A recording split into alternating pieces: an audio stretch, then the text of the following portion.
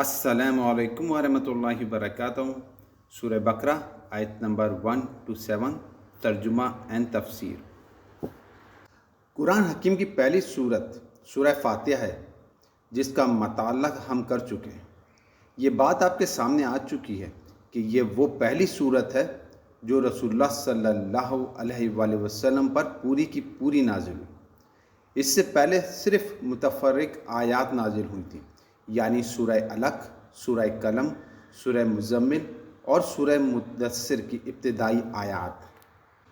یہ بات بھی آپ کے سامنے آ چکی ہے کہ قرآن حکیم میں مکی اور مدنی صورتوں کے مجموعوں کے اعتبار سے بھی 7 گروپ ہیں۔ پہلا گروپ وہ ہے جس کا ہم سورہ فاتحہ سے آغاز کر چکے ہیں۔ اس گروپ میں جو مکی صورت ہے وہ صرف سورہ فاتحہ ہے۔ یہ حجم کے اعتبار سے بہت چھوٹی لیکن اپنے مقام و مرتبے اور فضیلت کے اعتبار سے بہت بڑی ہے، یہاں تک کہ اسے قرآن العظیم بھی کہا گیا، گویا یہ اپنی جگہ پر خود ایک عظیم قرآن ہے۔ اس کے بعد مدنی صورتیں 4 ہیں۔ یہ طویل ترین مدنی صورتیں ہیں اور دو صورتوں کے 2 جوڑوں پر مشتمل ہیں۔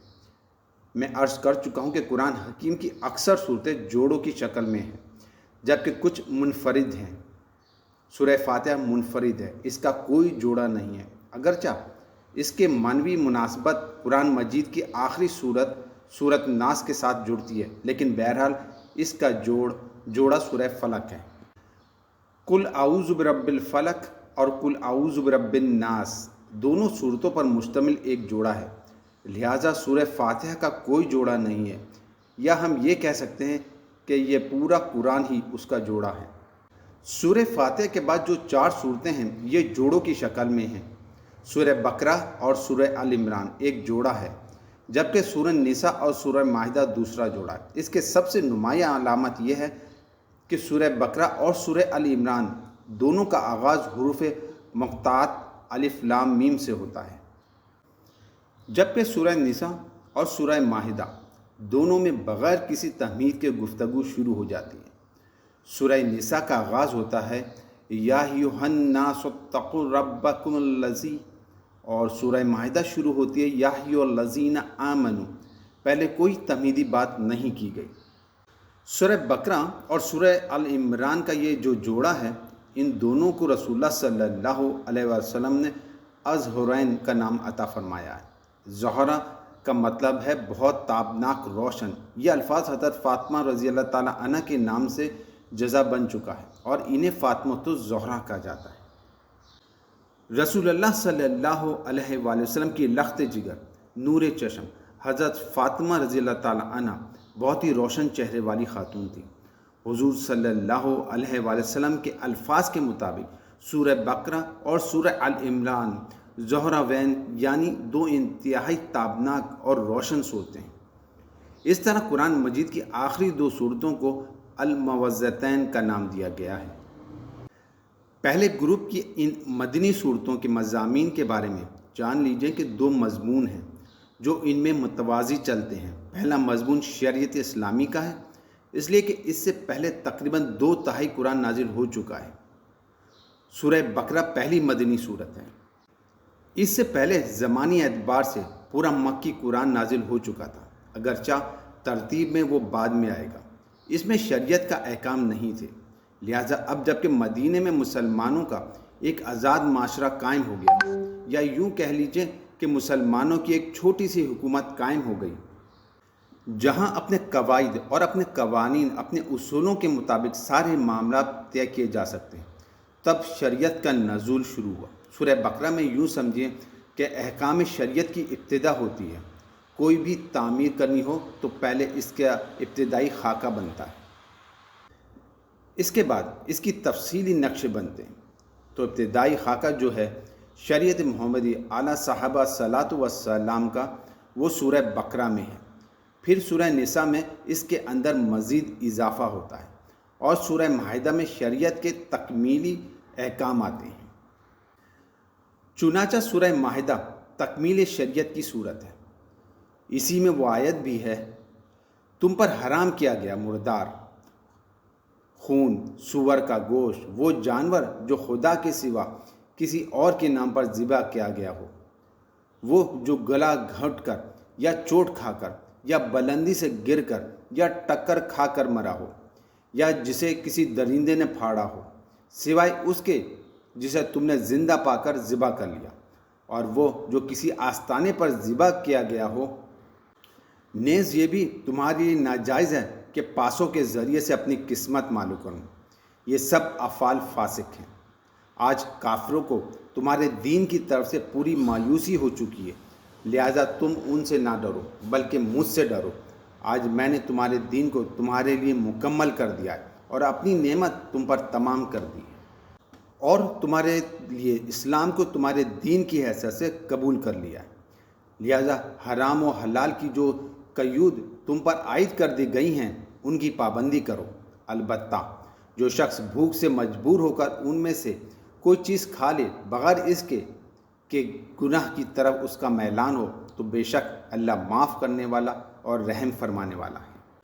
دوسرا مضمون جو ان صورتوں میں چلتا ہے وہ ہے اہل کتاب سے خطاب۔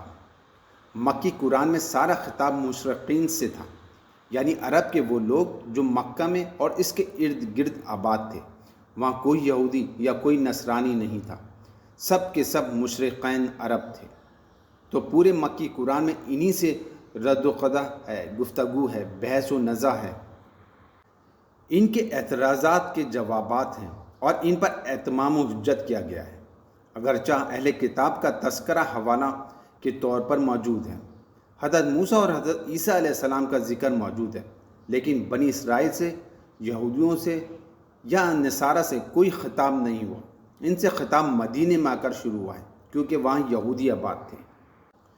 مدینے میں یہود کے 3 مضبوط قبیلے موجود تھے، تو یہ ہیں 2 بنیادی مضمون اس پہلے گروپ کے۔ ان میں آپ کو ایک اور تقسیم نظر آ جائے گی کہ اہل کتاب میں سے جن سے بنی اسرائیل کے الفاظ سے خطاب ہو رہا ہے، یعنی یہود، ان سے ساری گفتگو سورہ بقرہ میں ہے، جبکہ جو نصارہ ہیں ان سے گفتگو سورہ ال عمران میں ہے۔ سورۃ البقرہ کی اہمیت و فضیلت کا اندازہ اس سے بھی ہوتا ہے کہ اسے حضور صلی اللہ علیہ وآلہ وسلم نے قرآن مجید کا زور سنام یعنی کلائمیکس قرار دیا ہے۔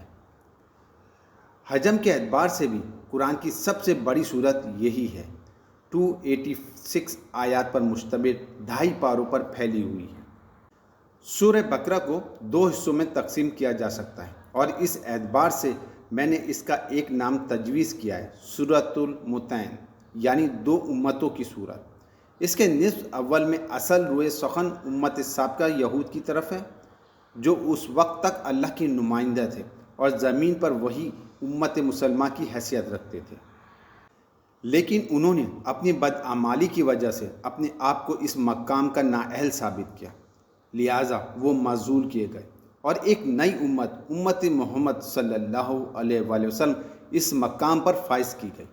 تو نصف اول میں سابقہ امت سے گفتگو ہے، اور ان پر گویا فرد جرم عائد کی گئی ہے کہ تم نے یہ کیا اور یہ کیا، ہم نے تم پر یہ احسانات کیے، ہم نے یہ بھلائیاں کی، تمہارے اوپر ہماری یہ رحمتیں ہوئیں، لیکن تمہارا طرز عمل یہ ہے جس کی بنا پر اب تم معزول کیے جا رہے ہو۔ یہ مضمون ہے پہلے نصف کا، اور اب جو دوسری امت قائم ہوئی ہے، یعنی امت محمد صلی اللہ علیہ وآلہ وسلم، اس سے خطاب ہے نصف ثانی کے اندر، تو اس کی یہ ترتیب ذہن میں رکھیں۔ پہلا حصہ 18 رکوع پر مشتمل ہے، اور اس کی آیات کی تعداد 152 ہے، جبکہ دوسرا حصہ 22 رکوع پر مشتمل ہے، لیکن تعداد آیات 134 ہے۔ اس طرح یہ دونوں حصے تقریباً برابر بن جاتے ہیں۔ نصف اول کے جو 18 رکوع ہیں، ان کو بھی 3 حصوں میں تقسیم کر لیجیے۔ پہلے 4 رکوع تحمیدی ہیں، پھر 10 رکوع میں بنی اسرائیل سے خطاب ہے، پھر 4 رکوع تحویلی ہیں۔ تحمیدی رکوع میں سے پہلے 2 رکوع میں 3 قسم کے انسانوں کی ایک تقسیم بیان کر دی گئی ہے، جو دنیا میں ہمیشہ پائے جاتے ہیں۔ جب بھی کوئی نئی دعوت آئے گی تو کچھ لوگ ایسے ہوں گے جو اسے تہ دل سے قبول کریں گے، اور اس کے لیے ہر چاہ سب کچھ کرنے کو تیار ہو جائیں گے۔ کچھ لوگ وہ ہوں گے جو اس کی مخالفت پر اول روز سے کمر کس لیں گے اور اسے ہرگز نہیں مانیں گے، اور کچھ وہ ہوں گے جو بین بین رہیں گے۔ ان کا طرز عمل یہ رہے گا کہ بات کچھ اچھی لگتی ہے لیکن اس کے لیے قربانی دینا کٹھن ہے، اس کے تقاضے بڑے مشکل ہیں۔ بات اچھی ہے، قبول بھی کرتے ہیں، لیکن عملاً اس کے تقاضے پورے نہیں کرتے۔ اس کے بعد دوسرے 2 رکوع میں گویا مکی قرآن کا خلاصہ آ گیا۔ ایک رکوع میں قرآن مجید کی دعوت کا خلاصہ اور ایک رکوع میں قرآن مجید کا فلسفہ بیان کر دیا گیا۔ یہ مضامین اصل میں مکی صورتوں کے ہیں اور وہاں تفصیل سے زیر بحث آ چکے ہیں۔ سورہ بقرہ کے نزول سے پہلے ان مضامین پر بہت مفصل بحثیں ہو چکی ہیں، لیکن چونکہ حکمت خداوندی میں اس محافظ کی ترتیب میں سب سے پہلے سورہ بقرہ ہے، لہٰذا سورہ بقرہ میں ان مضامین کا خلاصہ درج کر دیا گیا تاکہ آگے پڑھنے سے پہلے وہ مضامین ذہن نشین کر لیے جائیں۔ اب بسم اللہ کر کے ہم سورہ بقرہ کا مطالعہ کا آغاز کر رہے ہیں۔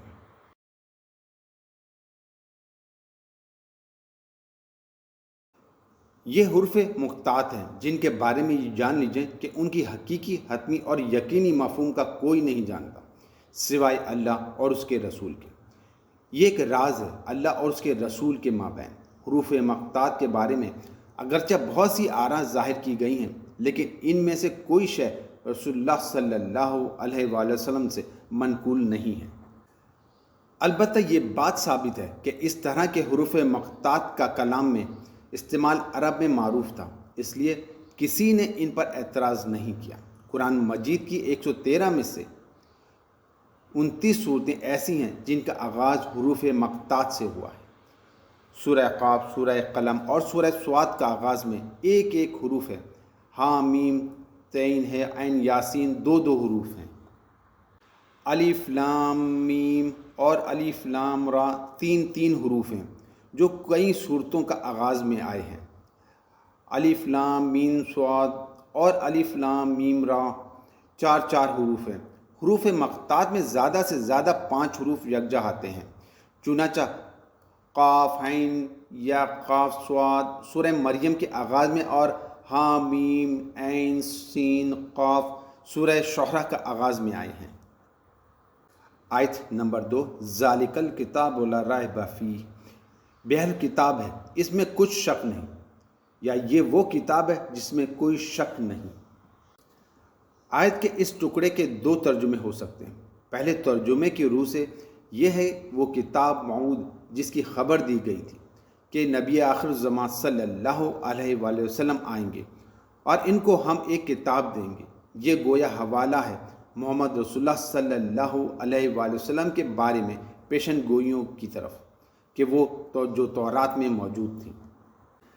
18ویں باب کی 18ویں آیت کے اندر یہ الفاظ ڈیٹرونومی، آج بھی کتاب مقدس کی کتاب استثناء موجود ہیں کہ میں ان بنی اسرائیل کے لیے ان کے بھائیوں بنی اسماعیل میں سے تیری مانند ایک نبی برپا کروں گا اور اپنا کلام اس کے منہ میں ڈالوں گا، اور جو کچھ میں اسے حکم دوں گا وہی وہ ان سے کہے گا۔ تو یہ بائبل میں حضرت محمد صلی اللہ علیہ وسلم کی پیشن گوئیاں تھیں۔ آگے چل کر سورہ الاعراف میں ہم اسے تفصیل سے پڑھ بھی لیں گے۔ یہاں اس بات کی طرف اشارہ ہو رہا ہے کہ یہی وہ کتاب موعود ہے جو نازل کر دی گئی ہے محمد رسول اللہ صلی اللہ علیہ وآلہ وسلم پر۔ اس میں کسی شک و شبہ کی گنجائش نہیں ہے۔ اس میں ہر شے اپنی جگہ پر یقینی ہے، حتمی ہے، اٹل ہے، اور یہ دنیا کی واحد کتاب ہے جو یہ دعویٰ لے کر اٹھی ہے کہ اس میں کوئی شک و شبہ نہیں۔ جو کتابیں آسمانی کہلائی جاتی ہیں ان کے اندر بھی یہ دعویٰ کہیں موجود نہیں ہے۔ انسانی کتابوں میں تو اس کا سوال ہی نہیں ہوتا۔ علامہ اقبال جیسے ناباغ اثر فلسفی بھی اپنے لیکچرز کی تمہید میں لکھتے ہیں کہ میں یہ نہیں کہہ سکتا کہ جو کچھ میں نے کہا ہے وہ سب صحیح ہے۔ ہو سکتا ہے جیسے جیسے علم آگے بڑھے مزید نئی باتیں سامنے آئیں، لیکن قرآن کا دعویٰ ہے کہ لا ریب فیہ، اس میں کسی شک و شبہ کی گنجائش نہیں ہے۔ پہلے ترجمے کی روح سے ذالک الکتاب ایک جملہ مکمل ہو گیا اور لا ریب فیہ دوسرا جملہ، جبکہ دوسرے ترجمے کی روح سے ذالک الکتاب لا ریب فیہ مکمل جملہ ہے، یعنی یہ وہ کتاب ہے جس میں کسی شک و شبہ کی گنجائش نہیں ہے۔ ہدایت ہے پرہیزگار لوگوں کے لیے، ہدی للمتقین، یعنی ان لوگوں کے لیے جو بچنا چاہیں۔ تقوی کا لفظی معنی ہے بچنا، وقی یقی کے مفہوم ہے کسی کو بچانا، جبکہ تقوی کا معنی ہے خود بچنا، یعنی کج روی سے بچنا، غلط روی سے بچنا اور افراط و تفریق سے، دھوکوں سے بچنا۔ جن لوگوں کے اندر فطرت سلیمہ ہوتی ہے ان کے اندر یہ اخلاقی حص موجود ہوتی ہے کہ وہ بھلائی کو حاصل کرنا چاہتے ہیں اور ہر بری چیز سے بچنا چاہتے ہیں۔ یہی لوگ ہیں جو قرآن مجید کے اصل مخاطبین ہیں۔ گویا جس کے اندر بھی بچنے کی خواہش ہے اس کے لیے یہ کتاب ہدایت ہے۔ سورہ فاتحہ میں ہماری فطرت کی ترجمانی کی گئی تھی اور ہم سے یہ کہلوایا گیا تھا، اہدنا الصراط المستقیم، اے پروردگار ہمیں سیدھے راستے کی ہدایت بخش۔ آیت زیر مطالعہ گویا اس کا جواب ہے، ذالک الکتاب لا ریب فیہ ھدی للمتقین، لو وہ کتاب موجود ہے کہ جس میں کسی شک و شبہ کی گنجائش نہیں ہے، اور یہ ان تمام لوگوں کے لیے ہدایت کے تقاضوں کے اعتبار سے کفایت کرتی ہے جن میں غلط روی سے بچنے کی خواہش موجود ہے۔ وہ لوگ کون ہیں؟ اب یہاں دیکھیں، طویل خاص کا معاملہ آ جائے گا کہ اس وقت رسول اللہ صلی اللہ علیہ وسلم کی 13 برس کی محنت کے نتیجے میں مہاجرین و انصارہ کی ایک جماعت وجود میں آ گئی تھی، جس میں حضرت ابو بکر صدیق رضی اللہ تعالیٰ عنہ، عمر، عثمان، علی، طلحہ، زبیر، سعد بن عباد اور سعد ابن معاذ جیسے نفوس قدسی شامل تھے۔ تو گویا اشارہ کر کے دکھایا جا رہا ہے کہ دیکھو یہ وہ لوگ ہیں، دیکھ لو ان میں کیا اوصاف ہیں۔ الذین یؤمنون بالغیب، جو ایمان رکھتے ہیں غیب پر۔ یہ متقین کے اوصاف میں سے پہلا صف ہے۔ وہ یہ نہیں سمجھتے کہ بس جو کچھ ہماری آنکھوں سے نظر آ رہا ہے، حواس خمسہ کی ضد میں ہے، بس وہی کل حقیقت نہیں۔ اصل حقیقت تو ہمارے حواس کے سرحدوں سے بہت پرے واقع ہوئی ہے۔ ہدایت قرآنی کا نقطہ آغاز یہ ہے کہ انسان یہ سمجھ لے کہ جو اصل حقیقت ہے وہ اس کے نگاہوں سے مستور ہے۔ انگلستان کے بہت بڑے فلسفی بریڈلے کی کتاب کے عنوان ہے اپیرنس اینڈ ریئلٹی۔ اس نے لکھا ہے کہ جو کچھ نظر آ رہا ہے یہ حقیقت نہیں ہے، حقیقت اس کے پیچھے ہے۔ کنفیوشس چین کا بہت بڑا حکیم اور فلسفی تھا۔ اس کی تعلیم میں اخلاقی رنگ بہت نمایاں ہے۔ اس کا ایک جملہ ہے، there is nothing more real than what cannot be seen and there is nothing more certain than what cannot be heard۔ یعنی وہ حقائق جو آنکھوں سے دیکھے نہیں جا سکتے اور کانوں سے سنے نہیں جا سکتے، ان سے زیادہ یقینی اور واقعی حقائق کوئی اور نہیں ہے۔ وَيُقِيمُونَ الصَّلَاةَ، اور نماز قائم کرتے ہیں۔ اللہ کے ساتھ اپنا ایک ذہنی و قلبی اور روحانی رشتہ استوار کرنے کے لیے نماز قائم کرتے ہیں۔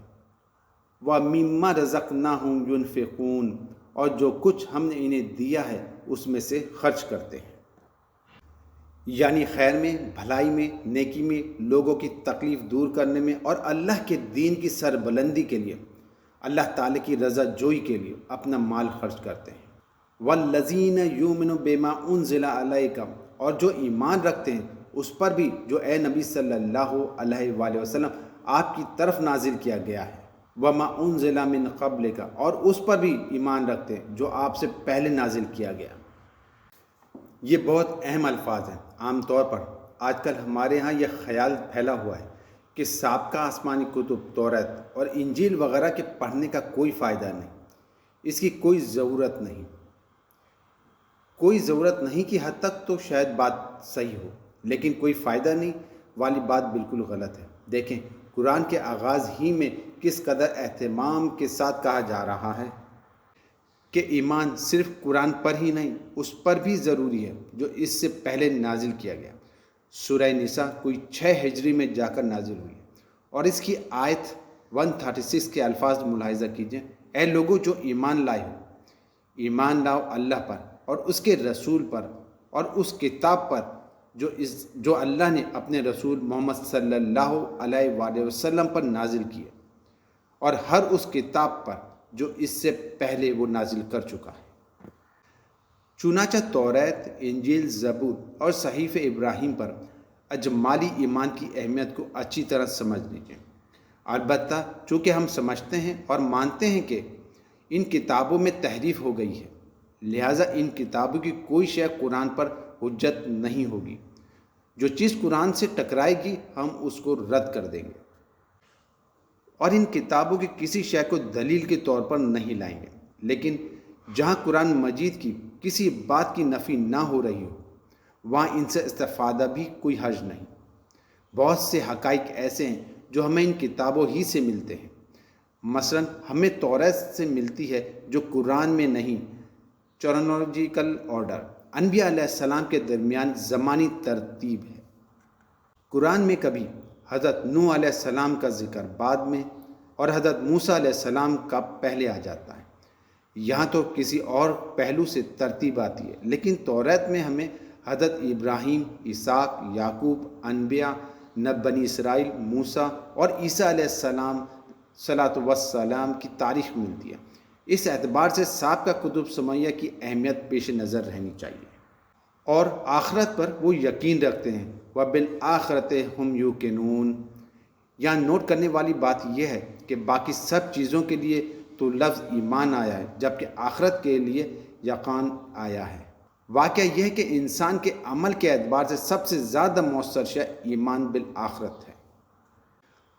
اگر انسان کو یہ یقین ہے کہ آخرت کی زندگی میں مجھے اللہ کے حضور حاضر ہو کر اپنے اعمال کی جواب دہی کرنی ہے تو اس کا عمل صحیح ہوگا، لیکن اگر اس یقین میں کمی واقع ہو گئی تو توحید بھی محض ایک عقیدہ بن کر رہ جائے گی اور ایمان بالرسالت بھی بدعت کو جنم دے گا۔ پھر ایمان بالرسالت کے مظاہرہ یہ رہ جائیں گے کہ بس عید میلاد النبی منا لیجئیں اور نعتیہ اشعار کہہ دیجئیں، اللہ اللہ خیر صلی اللہ۔ انسان کا عمل تو آخرت کے یقین کے ساتھ درست ہوتا ہے۔ وَبِالْآخِرَةِ هُمْ يُوقِنُونَ کے الفاظ میں یہ مفہوم بھی ہے کہ آخرت پر انہی کا یقین ہے۔ یہاں گویا حذر بھی ہے، اس اعتبار سے کہ یہودی بھی مدعی تھے کہ ہم آخرت پر یقین رکھتے ہیں۔ یہاں تضاد، کنٹراسٹ دکھایا جا رہا ہے کہ آخرت پر یقین رکھنے والے تو یہ لوگ ہیں۔ طویل خاص کے اعتبار سے یہ کہا جائے گا کہ یہ لوگ تمہاری نگاہوں کے سامنے موجود ہیں، جو محمد رسول اللہ صلی اللہ علیہ وآلہ وسلم کی 13 برس کی کمائی ہیں، جو انقلاب نبی کے اساسی منہج ہیں، یعنی تلاوت آیات، تزکیہ اور تعلیم کتب و حکمت کا نتیجہ ہے۔ یہی وہ لوگ ہیں جو اپنے رب کی طرف سے ہدایت پر ہیں۔ وہ ابتدائی ہدایت بھی ان کے پاس تھی، اور اس تکمیلی ہدایت یعنی قرآن پر بھی ان کا پورا یقین ہے، اور محمد صلی اللہ علیہ وآلہ وسلم کا اتباع بھی وہ کر رہے ہیں۔ وَأُولَئِكَ هُمُ الْمُفْلِحُونَ، اور یہی وہ لوگ ہیں جو فلاح پانے والے ہیں۔ فلاح کا لفظ بھی قرآن مجید کی بہت اہم اصطلاح ہے۔ اس کے معنی ہے منزل مراد کو پہنچ جانا، کسی باطنی حقیقت کا عیاں ہو جانا۔ اس پر انشاءاللہ سورہ ممنون کے شروع میں گفتگو ہوگی۔ یہاں فرمایا جا رہا ہے کہ فلاح پانے والے، کامیاب ہونے والے، منزل مراد کو پہنچنے والے اصل میں یہی لوگ ہیں۔ تعویل خاص کے اعتبار سے یہ صحابہ کرام رضوان اللہ علیہ اجمعین کی طرف اشارہ ہو گیا، جبکہ تعویل عام کے اعتبار سے ہر شخص کو بتا دیا گیا کہ اگر قرآن کی ہدایت سے مستفید ہونا ہے تو یہ اوصاف اپنے اندر پیدا کرو۔ ان الذین کفروا سواء علیہم انذرتہم ام لم تنذرہم لا یؤمنون۔ یقیناً جن لوگوں نے کفر کیا، یعنی وہ لوگ کہ جو کفر پر اڑ گئے، ان کے لیے برابر ہے اے محمد صلی اللہ علیہ وسلم کہ آپ انہیں انذار فرمائیں یا نہ فرمائیں، وہ ایمان لانے والے نہیں ہیں۔ ان الذین کفروا سے مراد یہاں وہ لوگ ہیں جو اپنے کفر پر اڑ گئے۔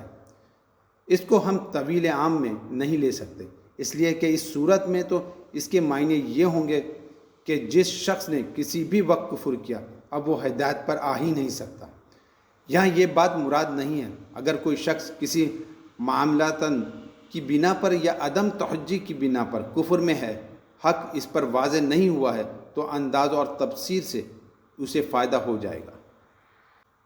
آپ اسے واعظ و نصیحت کریں تو وہ اس کا اثر قبول کرے گا، لیکن جو لوگ حق کو حق سمجھنے اور پہچاننے کے باوجود محض ضد، ہٹ دھرمی اور تعصب کی وجہ سے یا تکبر اور حسد کی وجہ سے کفر پر اڑے رہیں تو ان کی قسمت میں ہدایت نہیں ہے۔ ایسے لوگوں کا معاملہ یہ ہے کہ اے نبی کریم صلی اللہ علیہ وسلم ان کے لیے برابر ہے کہ خواہ آپ انہیں سمجھائیں یا نہ سمجھائیں، ڈرائیں یا نہ ڈرائیں، اندازار فرمائیں یا نہ فرمائیں، وہ ایمان لانے والے نہیں ہیں۔ اس لیے کہ سوتے کو تو جگایا جا سکتا ہے، جاگتے کو آپ کیسے جگائیں گے؟ یہ گویا مکے کے سرداروں کی طرف اشارہ ہو رہا ہے کہ ان کے دل و دماغ گواہی دے چکے ہیں کہ محمد صلی اللہ علیہ وسلم اللہ کے رسول ہیں اور قرآن ان پر اتمام حجت کر چکا ہے، اور وہ مان چکے ہیں کہ قرآن کا مقابلہ ہم نہیں کر سکتے۔ یہ محمد صلی اللہ علیہ وسلم کا مکمل معجزہ ہے، اس کے باوجود وہ ایمان نہیں لائے۔ ختم اللہ علی قلوبہم وعلی سمعہم، اللہ نے مہر کر دی ہے ان کے دلوں پر اور ان کے کانوں پر۔ ایسا کیوں ہوا؟ ان کے دلوں پر اور ان کے کانوں پر مہر ابتدا میں ہی کیوں نہیں لگا دی گئی؟ بلکہ جب انہوں نے حق کو پہچاننے کے بعد رد کر دیا تو اس کی پاداش میں اللہ تعالیٰ نے ان کے دلوں پر مہر کر دی اور ان کی سماعت پر بھی۔ وَعَلَىٰ أَبْصَارِهِمْ غِشَاوَةٌ، اور ان کی آنکھوں کے سامنے پردہ پڑ چکا ہے۔ یہ مضمون سورہ یاسین کے شروع میں بہت شرح اور بسط کے ساتھ دوبارہ آئے گا، اور ان کے لیے بہت بڑا عذاب ہے۔ وَلَهُمْ عَذَابٌ عَظِيمٌ، یہ دوسرے گروہ کا تذکرہ ہو گیا۔ ایک رکوع کل 7 آیت میں 2 گروہوں کا ذکر سمیٹ لیا گیا۔ ایک وہ گروہ جس نے قرآن کریم کی دعوت سے صحیح استفادہ کیا اور ان میں طلب ہدایت کا مادہ موجود تھا، ان کی فطرتیں سلیم تھیں، ان کے سامنے دعوت آئی تو انہوں نے قبول کی اور قرآن کے بتائے ہوئے راستے پر چلے۔ وہ گلستان محمدی صلی اللہ علیہ وسلم کے گل سرسبز ہیں، وہ شجر قرآنی کی نہایت مبارک اور مقدس پھل ہیں۔ دوسرا گروہ وہ ہے جس نے حق کو پہچان بھی لیا لیکن اپنے تعصب یا ہٹ دھرمی کی وجہ سے اس کو رد کر دیا۔ ان کا ذکر بھی بہت اختصار کے ساتھ آ گیا۔